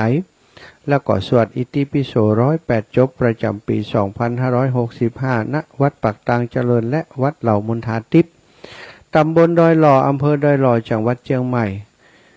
ซึ่งเกิดขึ้นในวันที่11ธันวาคม2565สถานเวลา 9:39 นาทีขอเชิญร่วมพิธีสืบชะตาแบบล้านนาและส่งน้ำพระเจ้าทันใจณ วัดปากตางเจริญพระสงฆ์พิธีชาวเการูปเวลา 11 นาฬิกาถวายเพลแด่พระสงฆ์ 12 นาฬิกาเชิญผู้มาร่วมงานรับประทานอาหารโฮงตานส่วนหลังจากนั้นนะก็ 12 นาฬิกาเป็นต้นไปก็เจริญพรเชิญศรัทธาญาติโยมไปร่วมพิธีสวดอิติปิโส108จบพระสงฆ์300รูปประกอบพิธีอัญเชิญพระประธานปางมารวิชัยหน้าตัก59นิ้วขึ้นประดิษฐานที่ฐานชุกชีศาลาการประเรียนวัดเหล่ามณฑาทิพย์ตำบลดอยหล่ออำเภอดอยหล่อจังหวัดเชียงใหม่โดยพิธีการนั้นจะเริ่ม 18:39 น19 นาฬิกาเป็นต้นไปซึ่งเวลาตั้งแต่ 12 นาฬิกาถ้าอีพ่ออีแม่มาเจ้าร่วมพิธีที่วัดปากตางเจริญตอนเจ้าเนาะเสร็จแล้วจะไปเที่ยวไปแอวแต่วัดหม่อนฤาษีจะไปแอวพระธาตุจอมศรีจอมทองก่อนแล้วก็ปิกมาก็ได้ปิกมาที่วัดเหล่ามณฑาก็ได้เพราะพิธีเปิด 18 นาฬิกาพุ่นแต่ว่าไปร่วมทำบุญเหี่ยก่อนอีแม่ก้อยจะไปแอวอีนะก็ 12 นาฬิกาก็ไปเลยไปที่วัดเหล่ามณฑาเลยครูบาอาจารย์ก็จะปากันไปอยู่ที่วัดเหล่ามณฑาไปเตรียมความพร้อมเพื่อจะประกอบพิธีในช่วงของตอนเย็นในการอัญเชิญพระประธานปางมารวิชัยหน้าตัก59นิ้วขึ้นประดิษฐานที่ศาลาการประเรียนวัดเหล่ามณฑาทิพย์เนศรัทธาสำหรับพระสงฆ์ที่จะมาสวด อิติปิโส108จบนั้น300รูปนะเป็นพระสงฆ์ที่เปินมาทำเข้าปริวาสที่วัดม่อนวัดม่อนฤาษีสถาแต่ว่าจะมาร่วมพิธีที่วัดเหล่ามณฑาทิพย์เป็นเกียรติเป็นประวัติการกับการอัญเชิญพระพุทธรูปในครั้งนี้มีพระสงฆ์ถึง300รูปมาเจริญสมณธรรมมาสวดอิติปิโส100จบสรรเสริญคุณของพระพุทธเจ้าสถาญาติโยมเอาละชั่วโมงแรกตะกี้อาตมาได้อู้ถึงการพิจารณาอาหารโดยความเป็นพิษเป็นภัยถ้าหากเขากินบาระวังก็เป็นพิษเป็นภัยเนาะก็สรุปตะกี้ว่าข้อที่หนึ่งนั่นคือกวลิงกลาหารนั้นเมื่อจะบริโภคอาหารเช่นข้าวน้ำพิจารณาพึงพิจารณาโดยความเป็นโทษเพื่อบ่ให้ลุ่มหลงติดอยู่กับในอาหารบ่จะได้กินเพื่อความสนุกสนานเพลิดเพลินในรสอาหารคือบริโภคเพียงเพื่อให้ร่างกายนี้ดำรงอยู่ซึ่งท่านอุปมาเหมือนกับสองสามีภรรยาเดินทางไกลกันดารพร้อมโดยบุตรน้อยคนหนึ่งเสบียงอาหารหมดลงในระหว่างทางและกับบุตรน้อยก็ได้ถึงแก่ความตายเขาทั้งสองจำใจต้องกินเนื้อบุตรเพื่อประทังชีวิตในขณะบริโภคมิใดมีความเพลิดเพลินเลยเพราะสำนึกอยู่เสมอว่านี่คือเนื้อของบุตรตนผู้บำเพ็ญเพียรเมื่อจะบริโภคอาหารพึงทำใจในอาหารเหมือนสองสามีภรรยาทำใจในขณะที่บริโภคเนื้อบุตรศรัทธาญาติโยมหมู่เฮาเจ้าข้าทั้งหลายก็เช่นเดียวกันการกินอาหารการยั้งต่างๆจะไปหลงติดในรสในชาติมันล้ำไปบางคนเนี่ยเผ็ดจะได้มันเผ็ดเตื้อเค็มจะได้บ่เค็มเตื้อหวานจะได้ก็บ่หวานเตื้อสุดท้ายบอกว่าหวานบ่เค็มบ่เผ็ดต่างๆศรัทธาไปเป็นสร้างความลำบากให้อวัยวะในร่างกายของเฮาที่ต้องขับสารพิษอย่างต่างๆอาหารอย่างหนึ่งเนี่ยใส่ผงชูรสใส่รสดีใส่น้ำปลาใส่น้ำตาลใส่สปะสปันสถาญาติโยมของมูนี้มันไปจุลิ้นคืออร่อยล้ำบ่ได้แต่ว่าถ้าเข้าไปในท้องนี้มันบ่เกิดไอ้หยังกับอวัยวะที่อยู่ตรงไหนทำให้เป็นภาระของอวัยวะตรงไหนโดยซ้ำไปไตนี่จะต้องกองเนี่ยคนที่กินเค็มนักกินไอ้หยังนักนี่ศรัทธาญาติโยมไตทำงานนักนะแม้กระทั่งเรื่องของน้ำตาลก็ของที่มันหวานที่กินเข้าไปเนี่ยเข้าไปทางในแล้วมันลำที่ปากแต่พอเข้าไปทางในผสมกับเลือดทำให้เลือดเขาเป็นกรดศรัทธาพอเลือดเป็นกรดศรัทธาก็หู้อยู่น้ำกรดนี่กัดก่อนไอ้หยังก็พุก็พังปังไปกรดที่มันเกิดขึ้นในเลือดเฮาก็ทำให้เลือดเฮาแบบปกติบางครั้งบางทีเนี่ยเอาอย่างที่เฮากินอันกาแฟเนี่ยความจริงเขาต้องการกินกับกาแฟนะศรัทธาแต่เพื่อจะให้กาแฟมีรสชาติอย่างอีปรับจะได้แบบปรับเถอะเอาน้ำตาลเข้าไปใส่เอาครีมเข้าไปใส่เอานมเข้าไปใส่ดูเอาคอฟฟี่เมดเข้าไปใส่ศรัทธาแล้วของที่ใส่เข้าไปเนี่ยเพียงเพื่อจะให้มันกินอร่อยเท่านั้นอร่อยเข้าไปแล้วมันไปตกค้างอยู่ตรงไหนหลายคนกิน 2 in 1 3 in 1อะไรอย่างต่างๆซึ่งเป็นครีมเทียมเป็นคอฟฟี่เมดที่อยู่ตรงไหนนะสังเกตว่าเวลาเราอายุนักแล้วไปหาหมอเพิ่นบอกว่ากินกาแฟก็กินครับกินกินเจ้าเพิ่นบอกว่ากินกาแฟแล้วแบบใดแบบที่อินวันระวังเนื้อต่อไปบัดเดี๋ยวนี้ไขมันในเลือดสูงแล้วนะถ้าสูงแหมน้อยดิบัดนี้มันไปอุดตันเนื้ออาตมานี่โดนเตือนมาแล้วนะศรัทธาหลายปีมาแล้วเนี่ยเพิ่นบอกว่าบัดเดี๋ยวไขมันเทียมอันตรายนะมันไปค้างตกค้างในเลือดเนื้อมันเป็นไขมันไปเจาะในอันผนังหลอดเลือดของเฮาศรัทธาและหลอดเลือดของเฮามันบ่ใช่หลอดที่ใหญ่รู้ศรัทธาน้อยเดียวมันไปเกาะมันไปอุดตันถ้ามันไปอุดตันที่ตั้งกล้ามเนื้อหัวใจตั้งหัวใจก็ดีนี่ก็ทำให้เฮาไปเร็วนะ ไปเร็วก็คือไปไหนบ่ฮู้ละเส้นเลือดแตกมาก็เป็นปัญหาเส้นเลือดในสมองก็ดีเส้นเลือดไปเลี้ยงหัวใจก็ดี ถ้ามันมีไขมันอุดตันมันก็จะเป็นปัญหากับหัวใจของเราเป็นปัญหากับชีวิตของเรามันเริ่มจากการกินทั้งนั้นเนี่ยชะทาอีพ่ออีแม่ทั้งหลายถ้าเราบริโภคอาหารตามใจปากตามใจความอยากตามใจกิเลสตัณหากินเอาล้ำเอาอร่อยว่าไม่ได้สนใจว่ามันจะมีประโยชน์หรือว่ามีโทษจะใดสุดท้ายส่วนใหญ่ก็จะเกิดโทษไปนักอย่างที่อาตมาว่าตะกี้นั้นเนาะกินของที่มันเป็นไปตกค้างในร่างกายอย่างกินเผ็ดกินเค็มเนี่ยทางอสม.เปิดห้ามลูกอีแม่เป็นความดันอีแม่เป็นเบาหวานอีแม่ระวังเนื้ออาหารมื้อนี้นะบ่ได้กินนะลากกินอยู่หั่นสถากินหวานกินเค็มเนี่ยมันจะไปเป็นอันตรายต่อทับต่อไตไส้พุงของเฮาพุ่นเปิ่นเลยให้พิจารณาอันนี้แค่อันโทษภัยที่มีกับร่างกายนะสถาแต่ว่าโทษภัยที่มีกับจิตใจของเฮานี่หนักกว่านั้นเนอะถ้าเฮากินไปด้วยกิเลสตัณหาทุกกรรมเข้าทุกกรรมที่เฮากินไปถ้ามันล้ำขึ้นมาเมื่อใดถ้ามันรู้สึกว่าสนุกสนานล้ำอร่อยหาไปสนองกิเลสของตัวเก่าติ๊กๆเนี่ยนะเฮาก็เหมือนกับกินก้อนของความทุกข์เข้าไปวันใดที่กินบ่ล้ำชักจะบ่กินหรือว่ามันบางทีเนี่ยของที่ล้ำเนี่ยสถาบ่มีประโยชน์อย่างสักอย่างก็มีนะกินไปนี่มีแต่โทษอย่างเดียวแต่ว่าล้ำก็กินล้ำก็ต้องกินเนาะสถาญาติโยมทั้งหลายสร้างปัญหาให้กับร่างกายสร้างปัญหาให้กับตัวเก่าจะได้บ่ใส่ใจบ่สนใจพระพุทธองค์เลยได้เตือนว่าถ้าจะกินให้มันเกิดประโยชน์คือพิจารณาก่อนกินเหมือนกับสองสามีภรรยานั้นที่ไปในเดินทางไกลกันดารสุดท้ายเข้าน้ำโภชนาอาหารหมดแล้วลูกตายลงไปกินเนื้อของลูกนั้นจะกินเพื่อความเพลิดเพลินสนุกสนานได้อย่างใดชะตาเพื่อพิจารณาอย่างนั้นแล้วจิตใจเขาจะปลอดโปร่งจิตใจของเขาจะพ้นจากการที่กิเลสตัณหาความอยากตั้งหลายตั้งมวลนั้นมันไปชักไปนำให้เขาทุกข์อกทุกข์ใจถ้ากินโดยปัญญากินโดยวิชามันก็จะบ่เป็นเหยื่อของกิเลสแต่ถ้ากินด้วยอาเล็ดอร่อยด้วยตัณหาด้วยอวิชชาแล้วความทุกข์มาหาเราแน่นอนเนาะระมัดระวังไว้อาหารการกินประเดี๋ยวมันนักหนานะศรัทธาญาติโยมอีพ่ออีแม่ทั้งหลายอาหารฝรั่งเนี่ยอาหารขยะนี่มีนักหนา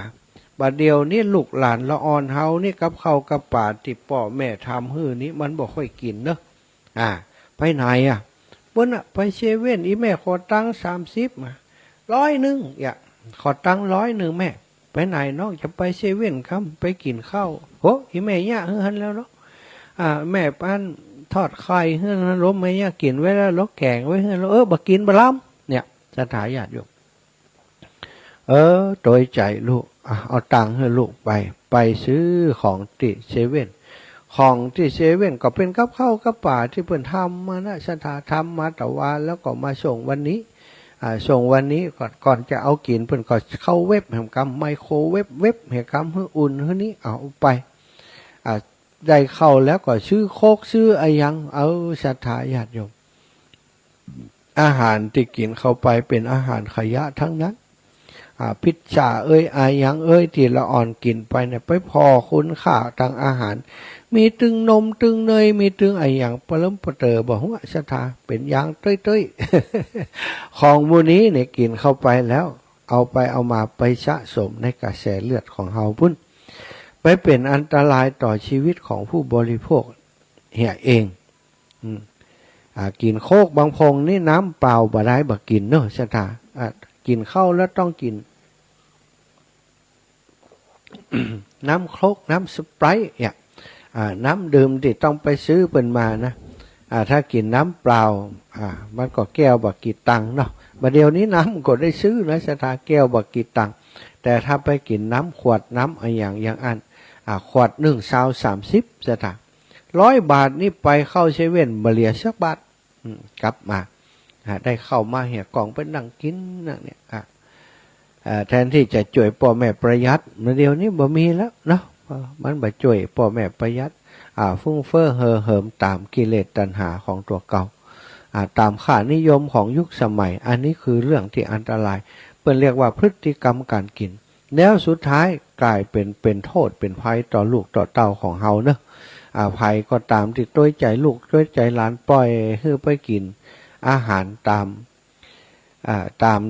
ามสถานที่แบบที่ว่ามาตะกี้นั้นนะไปเป็นไปสนับสนุนปอเลี้ยงนายทุนเปิ้นปอเลี้ยงนายทุนเปิ้นเปิ้นก็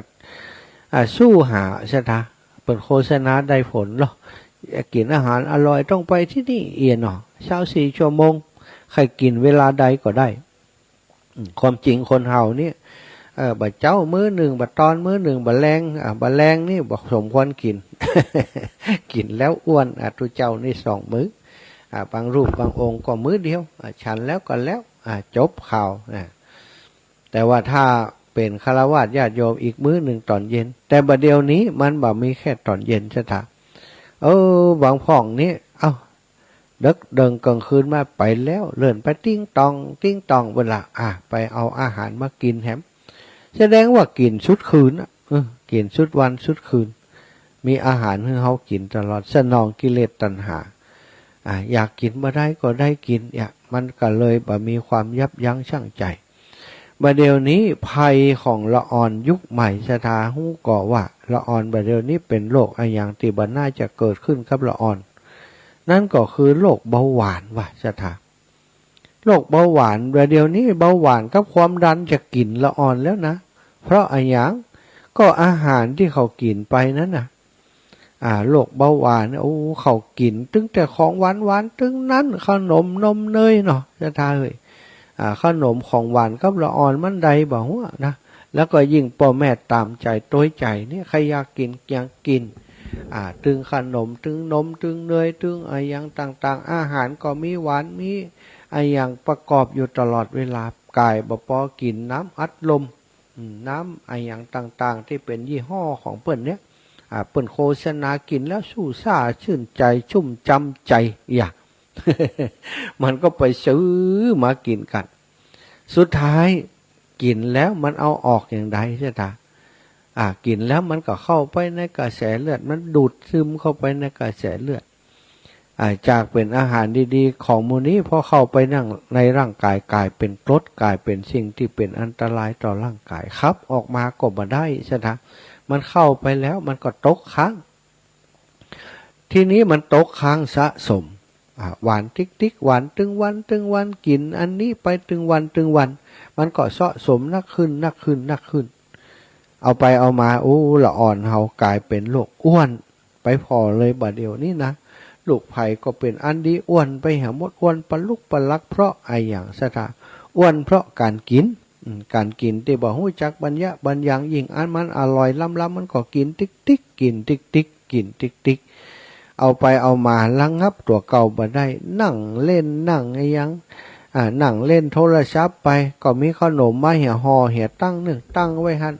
ขนมกรุบกรอบทั้งหลายนั้นศรัทธาญาติโยมผงชูรสถึงนั้นรสดีผงชูรสอย่างที่เปิ้นแต่งกินแต่งสีแต่งอย่างต่างๆเพื่อจะให้คนที่กินแล้วมันวางบ่ลงเปิ้นจะได้ขายต่อให้มาศรัทธา กินแล้วก็กินติ๊กเนี่ยบางคนนี่ติดขนมกรุบกรอบนะศรัทธาไปที่ไหนซื้อเป็นลังเลยล่ะนั่งที่ไหนเอาวางที่ห้านกินไปด้วยเล่นโทรศัพท์ไปด้วยกินไปด้วยกินตึงอาหารตาตึงอาหารปากศรัทธาเอาไปเอามาสุดท้ายสุขภาพก็เสียหายย้อนไผย้อนเฮาเองที่เฮาบ่ฮู้จักกินบ่ฮู้จักดูแลตัวเก่าเอาอาหารขยะเข้าไปในตัวเก่าติ๊กอาหารขยะคืออย่างใช่ไหมขยะคือสิ่งที่บ่ดีบัดเดี๋ยวนี้ไปพอเลยนะอาหารที่มีขายตามกาดตามลิ้นได้ตามห้างต่างๆนี่ศรัทธาไปพอทั้งอาหารที่มันเป็นอาหารคลีนอาหารบริสุทธิ์แต่อาหารที่มันเกิดประโยชน์กับลูกกับหลานแต่นี่มันมีกี่อย่างแล้วมันมีคนไปกินก็ส่วนใหญ่อาหารคลีนอาหารที่มีประโยชน์มันบ่กินแต่อาหารอันใดที่มันมีประโยชน์น้อยอีกนะกินไปแล้วมันก็อิ่มอยู่ก็ถือว่ามีประโยชน์แต่ว่ามันมีประโยชน์น้อยมีโทษนัก คนจะชอบไปกินแล้วของมูนี้ส่วนใหญ่มันจะเป็นทาสของการโฆษณาเอาดารามากินคือพอเอียโต้ยมันลำ ดารากินคือพอเอียคนพวกก้าเนี่ยความจริงดารานี่มันก็กินครบคือพอนิดๆหน่อยๆบ่ได้แล้วมันบ่จะกินอาหารมูนั้นเป็นลักลอกแต่ละอ่อนเฮาหันแล้วอันนี้ดาราเพิ่นยังกินเฮากินเฮาก็จะเท่อย่างดาราเฮาจะได้เป็นดาราก็กินอาหารแบบนั้นศรัทธาญาติโยมเลยกลายเป็นว่าทุกวันนี้นะคนเป็นทาสของการกินไปนักการกินการอยู่เพราะเขาเป็นทาสของมันการพิจารณาในเรื่องของการกินมันก็บ่ดีมันก็บ่มีประโยชน์กับร่างกายเพราะเขากินของบ่มีประโยชน์เข้าไปประโยชน์ที่ได้จากที่จะได้100เนี่ยกลายเป็นว่าได้ 1% 2% 10% ซะละนอกนั้น 80-90% เป็นขยะไปขยะหมู่นั้นมันใส่เข้าไปถึงวันอาหารขยะนี้นะศรัทธาญาติโยมเขาใส่เข้าไปถึงวันสุดท้ายร่างกายของเขาก็เป็นที่ซ่องสุมของเชื้อโรคเป็นของที่ซ่องสุมของขยะทั้งหลายที่เขานำใส่ไปในร่างกายคนสมัยก่อนสมัยยุคอีป่ออีแม่นี่เต้าเก็บผักหักไม้ตามหัวตามหาวตามบ้านตามจองของเฮาหัวไร่ปลายนาเอามาแกงเอาไม้ประกอบอาหารสู่กันกินเป็นอาหารที่บริสุทธิ์ปรุงอย่างก็บ่จะมีอย่างนักบ่ก่อนนี้ตำพริกตำเกลือใส่กับพอแล้วแต่บัดเดียวนี้ประตูรู้ถ้าบ่ได้ใส่รสดีก็ถ้าบ่ได้ผงจะรสกาผงชูรสศรัทธาญาติโยมใส่เข้าไปบางคนนี่จักใส่ช้อนปลายช้อนน้อยเดียวเอาไปเอามานักเข้า1 ช้อนชาเอาไปเอามา1 ช้อนแกงบางพ่องนี่ซอกใส่เป็นถุงเป็นเกิ่งโลซะนะอย่างที่เปิ้นปรุงน้ำก๋วยเตี๋ยวก็อย่างการนี่ไปพอเลยมันมีกี่ร้านที่บ่ใส่นะศรัทธาส่วนใหญ่ก็ใส่ทั้งนั้นไปกินของมูนี้มากลับมาบ้านคอแห้งหยับนั้นอันนั้นแน่นอนที่สุดศรัทธาของมูนี้ล้วนแต่เป็นพิษเป็นภัยต่อสุขภาพแต่นี้เฮากินเพื่อความอร่อยในเมื่อเฮาชอบความอร่อย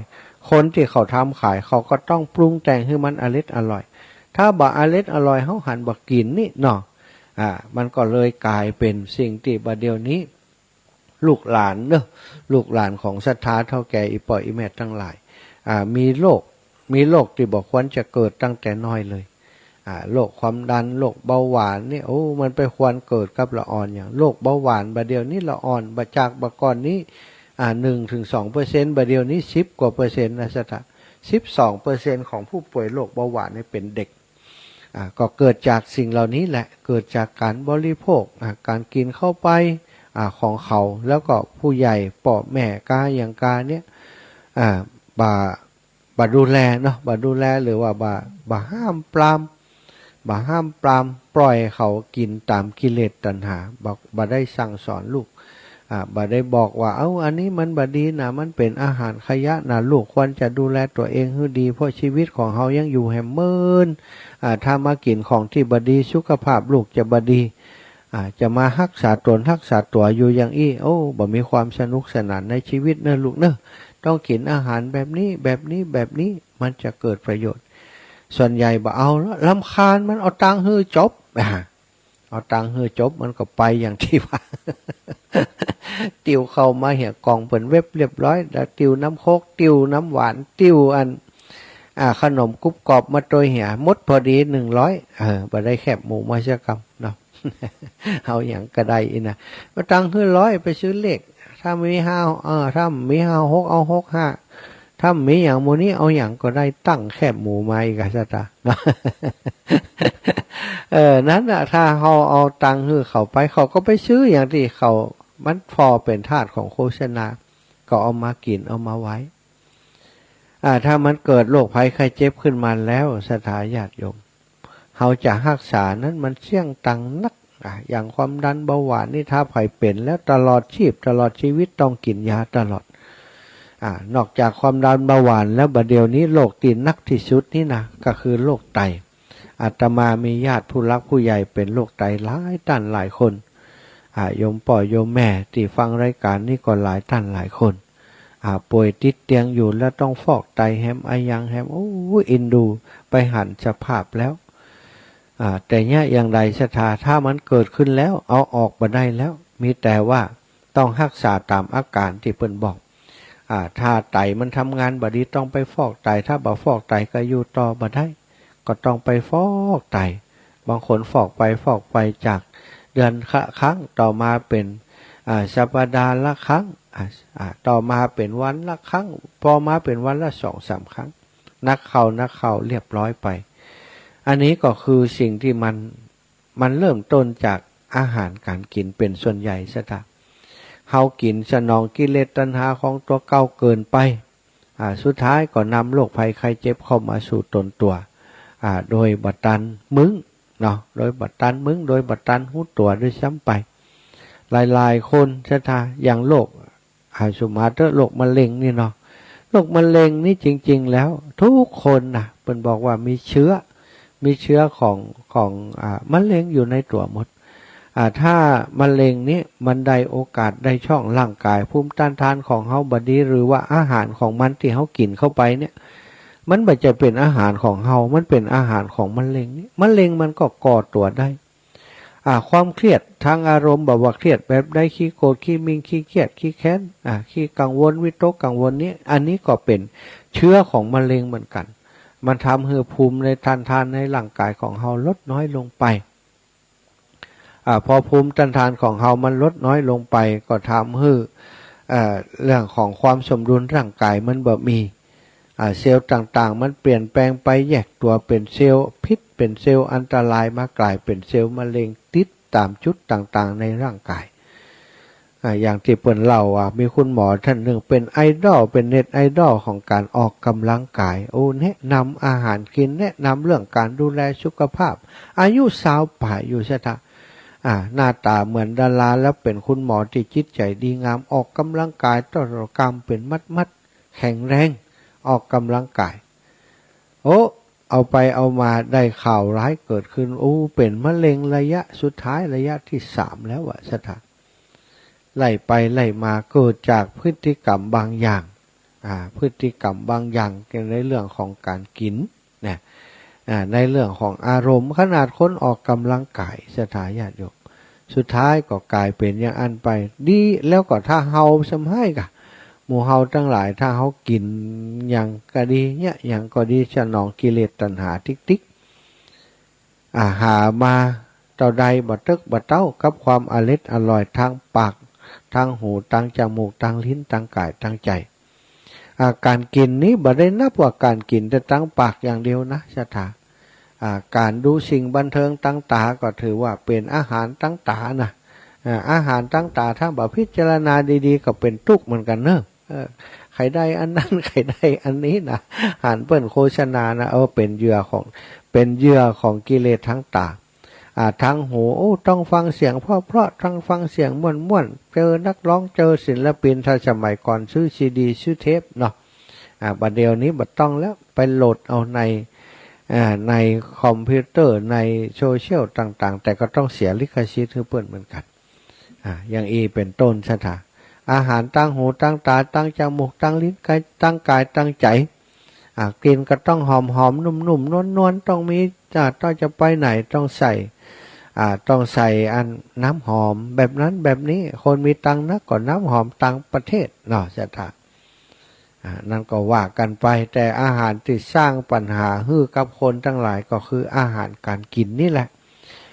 ถ้าเฮาฮู้จักกินฮู้จักบริโภคถูกต้องตามที่พระพุทธองค์สอนกินฮื้อสำรวมในการกินฮื้อมีสติในการกินบ่จะกินเพื่อความอร่อยกินเพื่อฮื้ออัตภาพนี้อยู่ได้บ่กินเพื่ออยู่บ่จะอยู่เพื่อกินถ้ากินเพื่ออยู่นี้มันก็จะกินของที่ดีๆเพื่อจะให้ชีวิตนี้อยู่ได้ถ้าอยู่เพื่อกินมันก็จะกินอาหารที่อร่อยกูชอบอันนี้กูลำอย่างอี้นะมันก็ไปช้อของมูนี้มาบำรุงบำเรอตนศรัทธาญาติโยมทั้งหลายถ้าเฮาต้องการว่า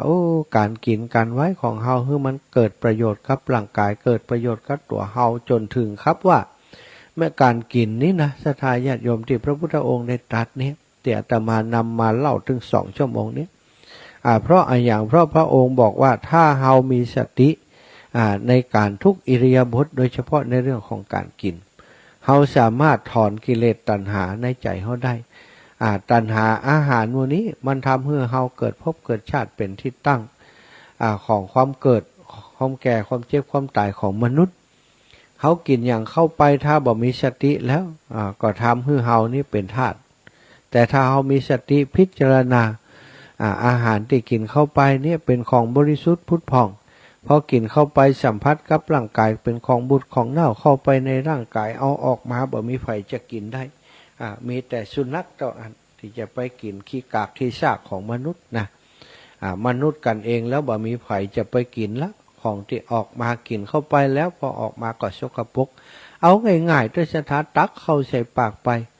โอ้สามารถเข้าสดออกมาทางนอกมีไผยิบมากินแหมพ่องแม้กระทั่งว่ากินเข้ากินอย่างเข้าไปแล้วโอ้หักออกมานี่มีไผจะไปก้มกบเอาหักนั่นมากินอาหารต่างๆเมื่อเข้าไปสัมผัสร่างกายนี้ย่อมเป็นของสกปรกไปในทันทีทันใดแสดงว่าร่างกายของเฮาเนี่ยมันเป็นของสกปรกสถานญาติโยมคือพิจารณาหันอย่างอี้เขาจะได้บรรลุลงในมัวเมาในการกินกันไว้ลุ่มหลงมัวเมาในตัวเก่าบอกว่ากูนี่หล่อกูนี่งามมีแต่กูนี่สุดท้ายก็ทุกข์ความทุกข์ก็มาเป็นมาเบียดเบียนนะมาทำให้เฮาอยู่ในโลกนี้อย่างบ่มีความสุขอย่างบ่มีความสุขจากการที่การกินการไว้ของเฮาก็ดีการดำรงชีวิตของเฮาก็ดีเฮาบ่ได้พิจารณาให้ดีถ้าเฮาพิจารณาการกินการไว้อย่างที่พระสงฆ์องค์สังฆเจ้าเปิ่นพิจารณาการใจซอยเสนาสนะก็ดีการใจจอยยาต่างๆก็ดีการบริโภคอาหารก็ดีการนุ่งห่มจีวรก็ดีเปิ่นให้พิจารณาว่าเป็นของปฏิกูลเมื่อมาพบกับร่างกายของเฮาร่างกายปฏิกูลกับปฏิกูลศรัทธาญาติโยมมีทวารทั้งเก่าไหลเข้าไหลออกล้วนแต่มีของสกปรกไหลออกทั้งนั้นเนาะน้ำปัสสาวะน้ำอุจจาระน้ำหูน้ำตาขี้มูกขี้น้องอายังต่างๆที่ไหลเข้าไหลออก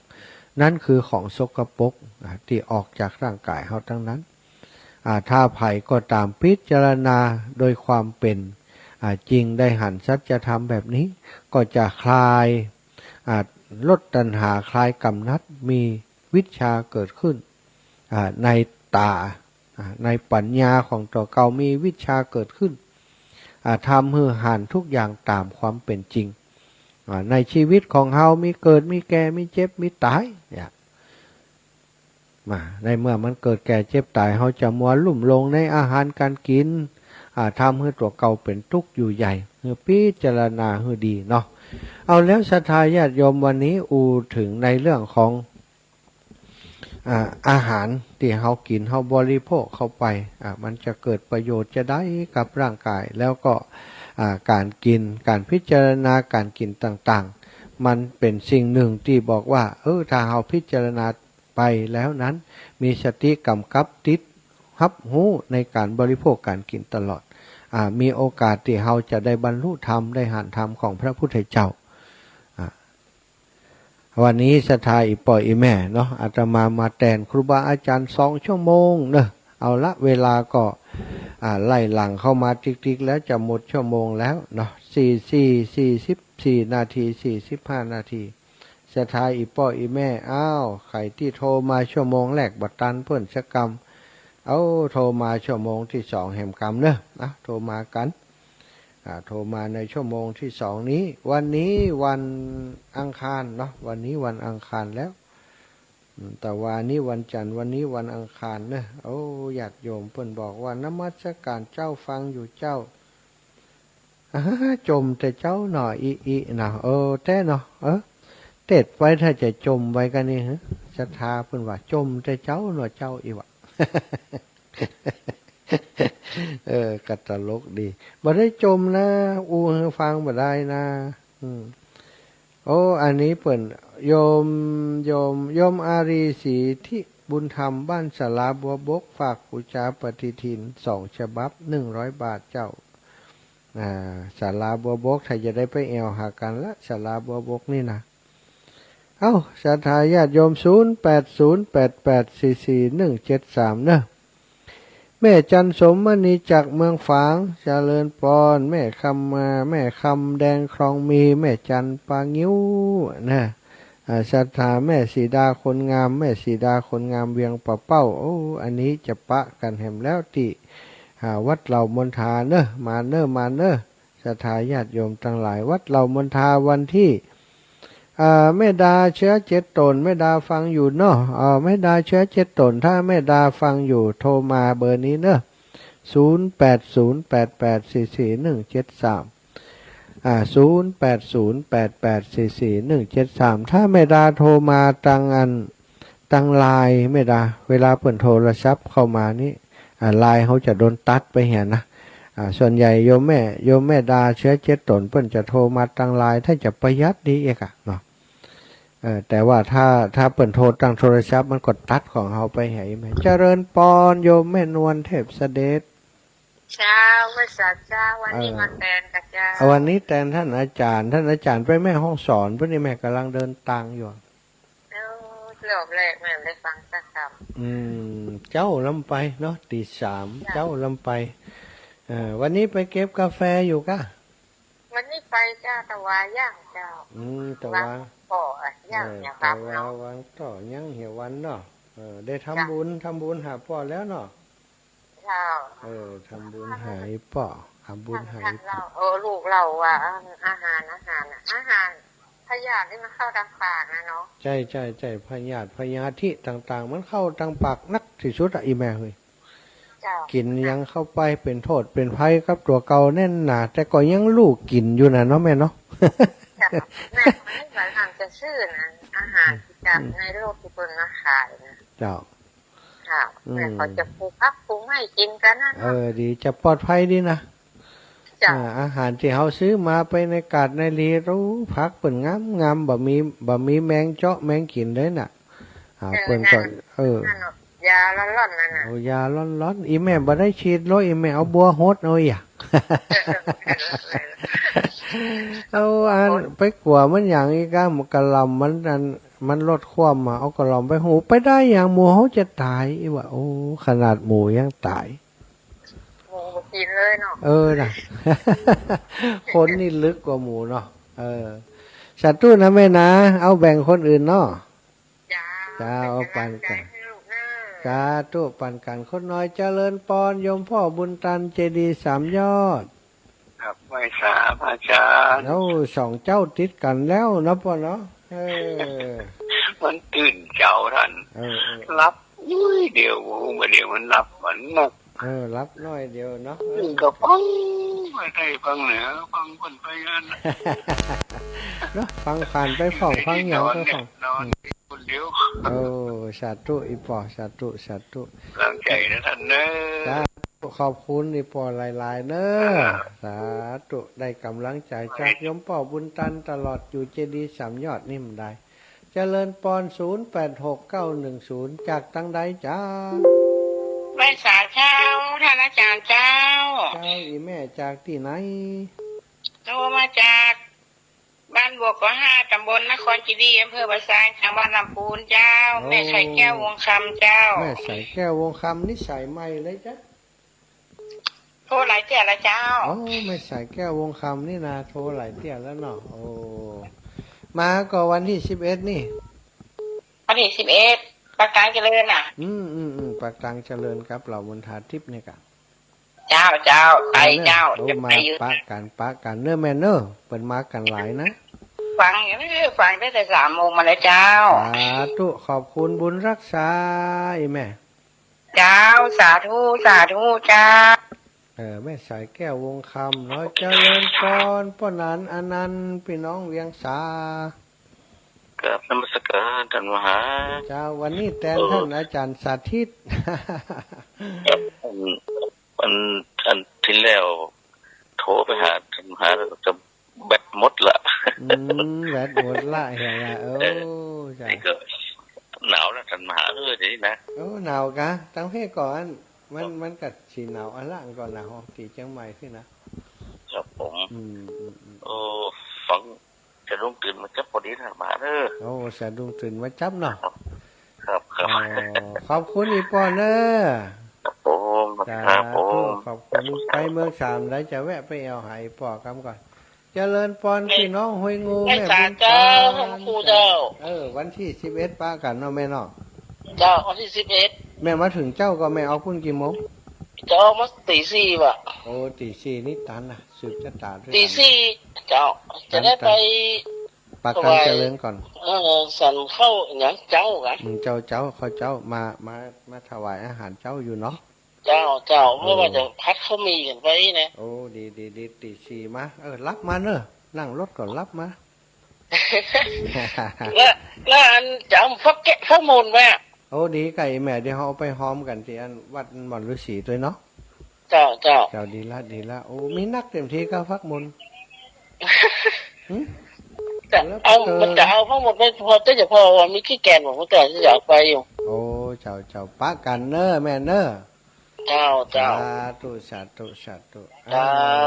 บุญฝันห้วยงูในเจริญพร8589จากที่ไหนเอ่ยจาก